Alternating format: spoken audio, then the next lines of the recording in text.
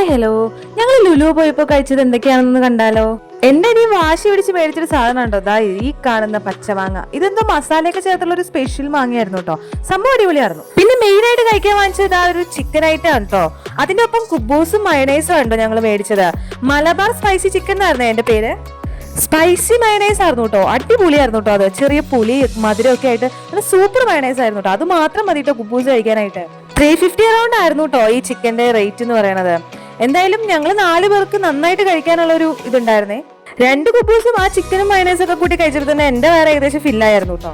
ഇതിന്റെ കൂടെ കഴിക്കാൻ വേണ്ടിയിട്ട് ചില്ലി ചിക്കനും കൂടി ഉണ്ടായിരുന്നു കേട്ടോ. അതും നല്ല ടേസ്റ്റ് ആയിരുന്നു, അടിപൊളിയായിരുന്നു. സാലഡ് ഐറ്റം ഉണ്ടെങ്കിൽ ഞാൻ എവിടെ പോയാലും എടുക്കൂട്ടോ. ഞാൻ തന്നെ മിക്സ് ചെയ്തൊരു സാലഡ് ഐറ്റം അവിടെ നിന്ന് എടുത്തായിരുന്നു കേട്ടോ.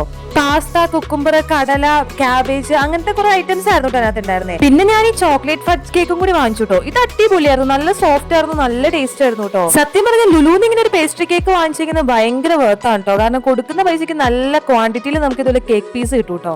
എന്തായാലും ഞങ്ങൾ അടിപൊളിയായിട്ട് എൻജോയ് ചെയ്ത് കഴിച്ചു കേട്ടോ. ഫാമിലിയുടെ പോലെ അടിപൊളി ദിവസവും അടിപൊളി ഫുഡായിരുന്നു കേട്ടോ. അപ്പൊ ഓക്കെ, ബൈ.